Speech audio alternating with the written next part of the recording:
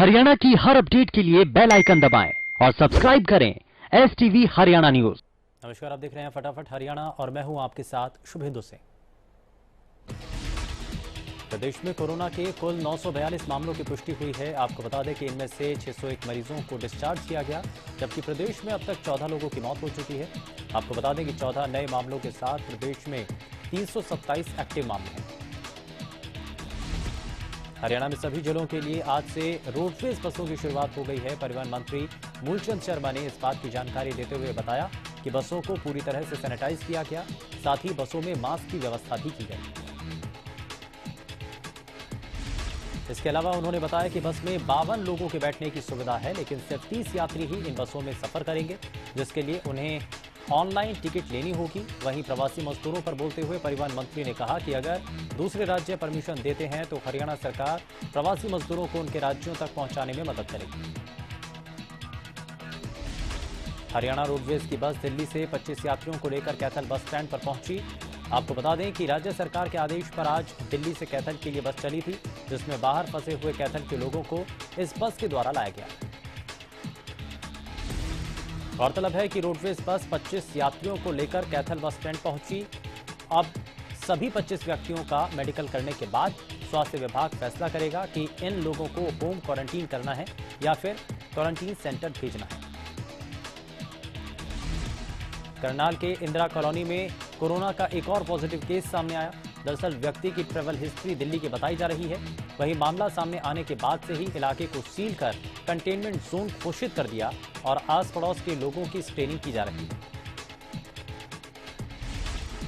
Corona positive मरीज के परिजनों के भी सैंपल लिए जाएंगे। इस मामले के साथ ही करनाल में कोरोना पॉजिटिव केस की संख्या 20 हो चुकी है। वहीं 9 एक्टिव केस हैं, जबकि 10 लोग ठीक होकर अपने घर जा चुके हैं। हिसार में कोरोना के मामले बढ़ते जा रहे हैं। अब कोरोना के 3 और नए मामले सामने आए हैं, जिसमें एक युवक जींद जिले का बताया जा रहा है, जो 14 मई को हिसार के एक निजी अस्पताल में एडमिट हुआ था, लेकिन वहां से उसे डिस्चार्ज कर दिया गया था।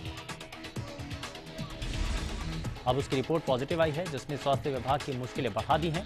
इसके अलावा हांसी के बडाला गांव के 2 और लोग कोरोना पॉजिटिव मिले हैं।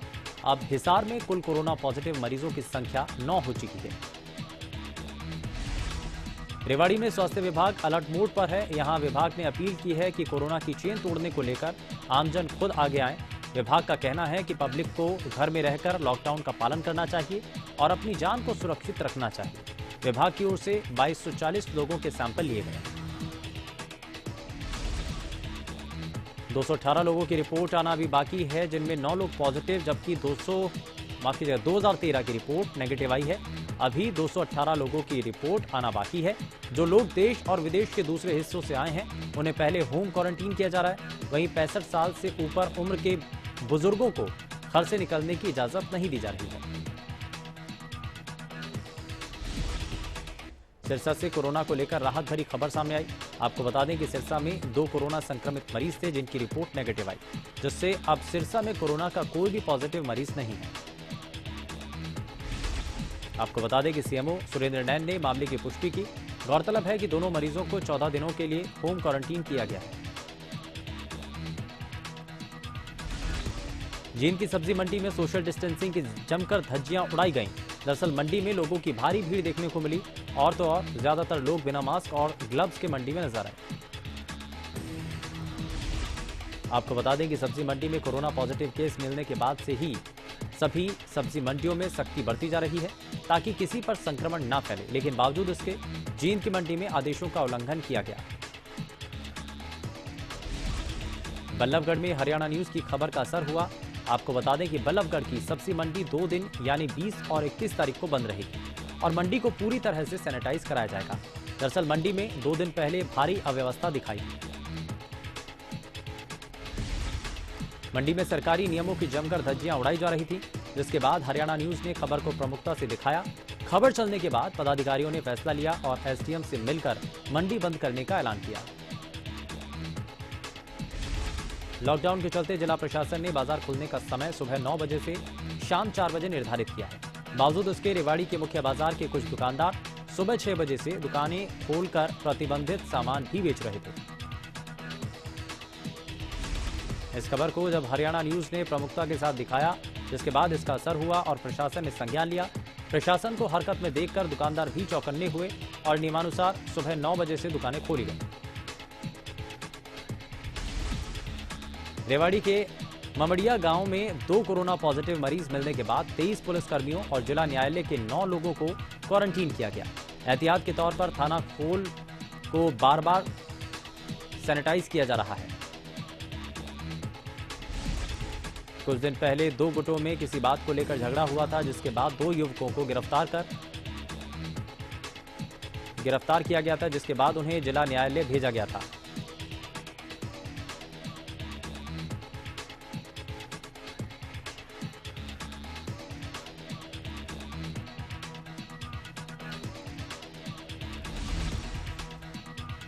सिरसा के एसडीएम जयवीर यादव और शहर थाना प्रभारी सुखबीर सिंह ने सिरसा शहर का निरीक्षण किया। इस दौरान नियमों की अनदेखी करने वाले दुकानदारों के चालान काटे गए। वहीं सिरसा में सोशल डिस्टेंसिंग की धज्जियां भी उड़ती दिखी। खासकर प्राइवेट बैंक के बाहर खड़े लोगों में सोशल डिस्टेंसिंग दिखाई नहीं दिया। हालांकि प्रशासनिक अधिकारियों ने बैंक कर्मचारियों को विशेष तौर पर सोशल डिस्टेंसिंग की पालना करने के निर्देश जारी किए हुए हैं। बावजूद इसके प्रशासन के आदेशों की सरेआम बैंक अधिकारियों और आम लोगों द्वारा धज्जियां उड़ाई जा रही हैं।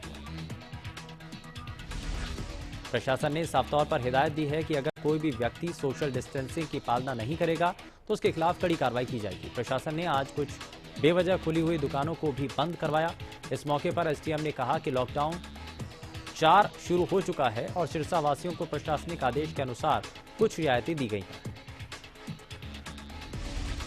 उन्होंने कहा कि मार्केट में दुकानें लेफ्ट राइट फॉर्मूले के अनुसार ही खुलेंगी और शाम 6 बजे तक दुकानें खोलने की अनुमति होगी। उन्होंने कहा कि सिरसा कोरोना मुक्त हो चुका है, इसके बावजूद कंटेनमेंट जोन जारी रहेगा। होडल के नेशनल हाईवे 19 पर यूपी हरियाणा करमन बॉर्डर पर प्रवासी मजदूरों की संख्या लगातार बढ़ती जा रही है। इन मजदूरों को बॉर्डर पर ही पुलिस द्वारा रोक दिया जाता है। ये लोग धूप में कई घंटे लाइन में खड़े रहते हैं।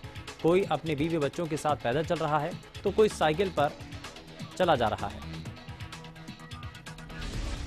लोगों का कहना है कि सरकार और प्रशासन से उन्हें काफी उम्मीदें थीं, लेकिन उनकी सभी उम्मीदें धीरे धीरे टूटती चली गई। जब उन्हें कोई सहायता नहीं मिली तो मजबूर होकर अपने अपने गांव के लिए ही वो निकल गए। इन मजदूरों को बॉर्डर से यूपी रोडवेज की बसों में बैठाकर छोड़ा जा रहा है, जहां सोशल डिस्टेंसिंग का ध्यान नहीं रखा जा रहा है। प्रदेश भर में लॉकडाउन के दौरान फंसे प्रवासी श्रमिकों को लगातार उनके गृह राज्य भेजने का काम जारी है। इसी क्रम में तावड़ू में बड़ी तादाद में फंसे प्रवासी श्रमिकों को भेजा जा रहा है। आज 105 प्रवासियों को हरियाणा रोडवेज के 4 बसों में भरकर यूपी के बुलंदशहर के लिए रवाना किया गया। वहीं मध्य प्रदेश के 28 प्रवासी मजदूरों को हरियाणा रोडवेज की एक बस में बैठाकर रोहतक रेलवे स्टेशन के लिए रवाना किया गया, जहां ट्रेन से उन्हें उनके गृह राज्य मध्य प्रदेश के लिए रवाना किया जाएगा। प्रवासी मजदूरों को रवाना करने से पहले प्रशासन ने प्रवासी मजदूरों की स्वास्थ्य जांच की। इसके अलावा प्रशासन ने रास्ते में खाने के लिए मजदूरों को खाना भी उपलब्ध कराया।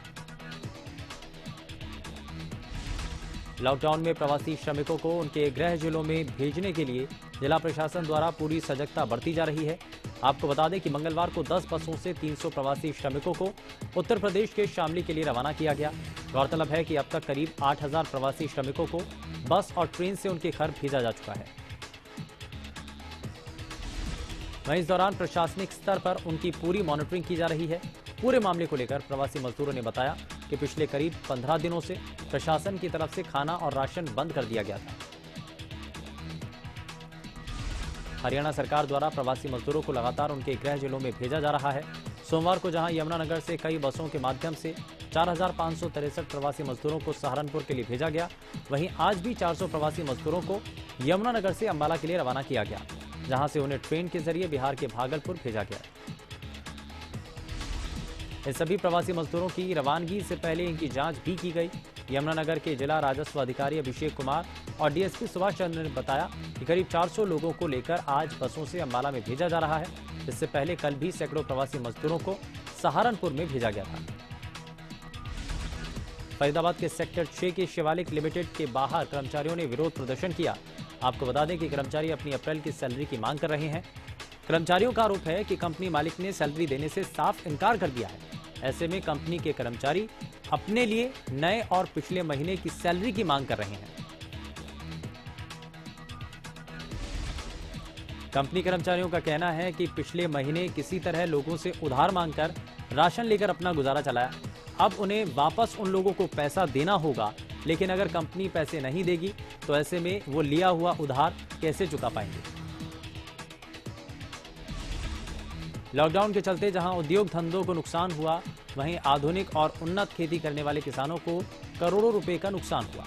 बहादुरगढ़ में फूलों की खेती करने वाले किसानों को करोड़ों रुपए का नुकसान हुआ। आपको बता दें कि यहां 14 एकड़ में लगे करोड़ों रुपए के फूल खिलकर सूख गए। लिलियम, कार्नेशन और जिप्सोफिला जैसे फूल जिनकी एक कली 50 से 100 रुपए में बिका करती थी, उनके लिए खरीदार नहीं है। आपको बता दें कि ये खेती एग्रो लीडरशिप अवार्ड विजेता सीलक राम धनखड़ की अगुवाई में हो रही है। उनका कहना है कि लिलियम की एक कली खिलने पर 25 रुपए, कार्नेशन पर 40 और जिप्सोफिला पर 50 रुपए की लागत आती है। 100 एकड़ के नेट हाउस और पाली फार्म में लाखों पौधे लगे हैं, लेकिन बाजार बंद है, जिससे नुकसान हो रहा है। इसको लेकर किसानों ने सरकार से मदद की गुहार लगाई।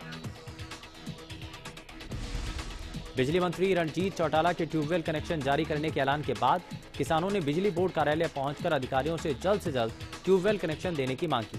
वहीं अधिकारियों ने उनकी मांगों को उच्च अधिकारियों तक पहुंचाने की बात कही है। किसानों का कहना है कि उनकी मांगें पूरी नहीं हुई तो धरना और प्रदर्शन किया जाएगा। किसानों ने प्रदेश की किसान यूनियन के नेताओं से मामले में हस्तक्षेप करने और मदद करने की गुहार लगाई, ताकि किसान अपना काम कर सके। किसानों ने मांग करते हुए कहा कि जिन किसानों ने मोटर के बिल पहले जमा करा रखे हैं, उन किसानों को कनेक्शन जारी किए जाने चाहिए।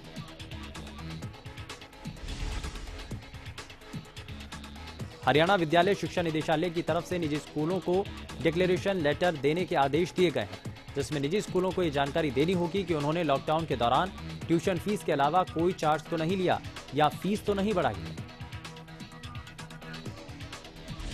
जिसको लेकर निजी स्कूलों ने ऐतराज जताते हुए इसका विरोध जताया और कहा कि ये कानूनन सही नहीं है।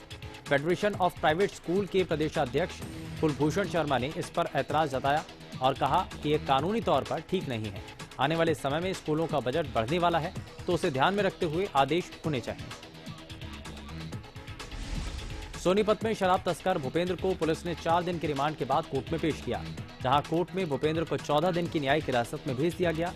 आपको बता दें कि भूपेंद्र को पानीपत की जेल में रखा गया, क्योंकि सोनीपत की जेल में बदमाश राजू बसौदी बंद है और पुलिस के अनुसार भूपेंद्र को राजू बसौदी से जान का खतरा है। फिलहाल पकड़े गए आरोपी भूपेंद्र ने रिमांड के दौरान पुलिस को बताया कि वो किस तरह से पंजाब से अवैध शराब सोनीपत लाता था और उसके इस काम में काफी लोगों की मिलीभगत की बात को भी स्वीकारा।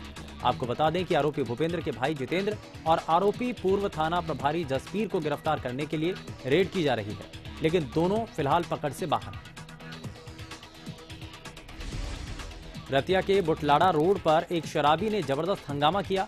मामले में जब पुलिस ने शख्स को अरेस्ट करने की कोशिश की तो शराबी ने गाड़ी के शीशे पर अपना सिर मारकर खुद को घायल कर लिया। बाद में शराबी युवक को पुलिस ने अस्पताल में भर्ती कराया और इलाज के बाद थाने ले गई। उकलाना में आरपीएफ चौकी इंचार्ज मनीष शर्मा की एक युवक ने गोली मारकर हत्या कर दी। बताया जा रहा है कि मनीष शर्मा रेलवे स्टेशन से टोहाना की तरफ रेलवे लाइनों से गुजर रहे थे। उसी दौरान उन्होंने 5 युवकों को संदिग्ध हालत में लाइनों के पास बैठा देखा, जिसके बाद उन्होंने युवकों से पूछताछ की तो युवक चौकी इंचार्ज से बहस करने लगे। उसी दौरान एक युवक संदीप ने एएसआई मनीष शर्मा पर गोली चला दी। लोगों की मदद से आरोपी युवक को गिरफ्तार किया गया, बाकी मौके से फरार हो गए, जिसके बाद लोगों ने एएसआई मनीष शर्मा को अस्पताल में भर्ती करवाया, जहां उनकी मौत हो गई। चरखी दादरी के छपार गांव में एक चाचा ने 4 साल की मासूम बच्ची को जोहड़ में फेंककर उसकी हत्या कर दी। बताया जा रहा है कि मासूम घर से गायब हो गई थी, जिसके बाद परिजनों ने सदर थाना पुलिस में गुमशुदगी की शिकायत दर्ज कराई। इस दौरान गांव में कॉम्बिंग अभियान चलाया गया, जिसके बाद गुप्त सूचना मिली कि बच्ची को आखिरी बार उसके चाचा के साथ देखा गया था। इसी आधार पर पुलिस ने बच्ची के चाचा सुनील कुमार से पूछताछ की तो खुलासा हुआ कि बच्ची को जोहड़ में फेंक दिया गया। फिलहाल पुलिस ने बच्ची का शव बरामद कर पोस्टमार्टम के लिए भिजवा दिया और आरोपी को गिरफ्तार कर लिया है। प्रदेश में बदमाशों के हौसले बुलंद है। मामला रेवाड़ी के कापड़ीवास गांव का है, जहां 2 गाड़ियों में बैठकर आए 5 लोगों ने पिस्टल दिखाकर 35 पेटी शराब और 24,000 रुपए की लूट की और मौके से फरार हो गए। फिलहाल पुलिस मामले की जांच कर रही है। और यहां रुक रहे हैं एक छोटे से ब्रेक के लिए।